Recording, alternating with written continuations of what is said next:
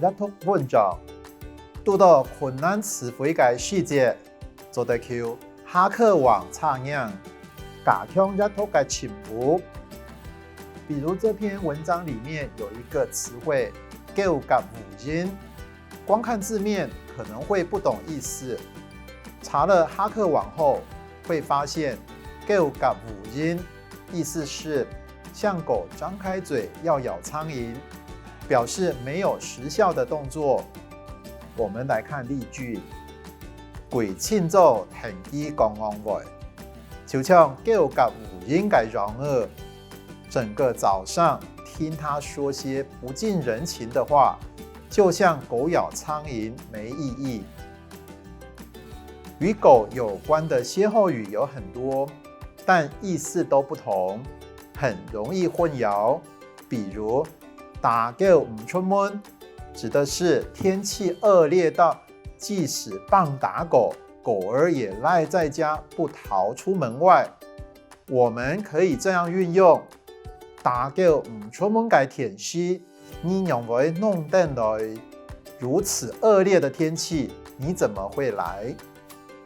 聽隻詞彙爆梅，呢隻爆梅有加隻講法，青梅、追梅，華語就是後面、最後，第二日爆梅出來嘅愛鎖門，最後出來的要鎖門。第二隻例子，本來講愛請假，爆梅依然講愛來。本來說要請假，到最後他又說要來。如果是指排名殿後，最後就可以用大爆梅。大是指得到的意思，也就是我們說的得到什麼名次。例如就阿哥參加馬拉松比賽。走到班參爾腳抽筋，所以大爆梅。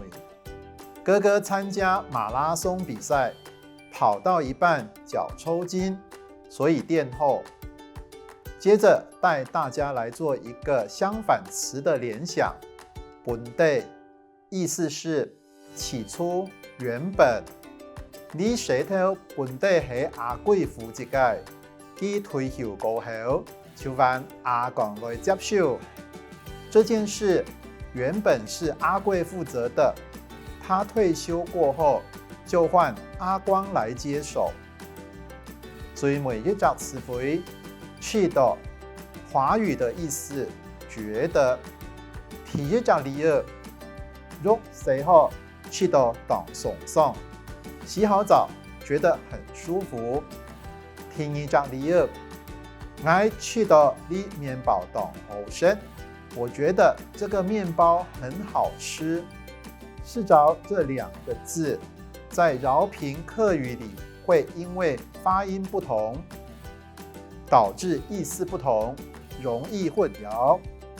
去到是認為覺得的意思，去照就變成試穿衣服的意思。我們來運用看看。你件衫褲一好樣，你做得奇裝樣啊！這套衣服很好看，你可以試穿看看啊！大家有學到了嗎？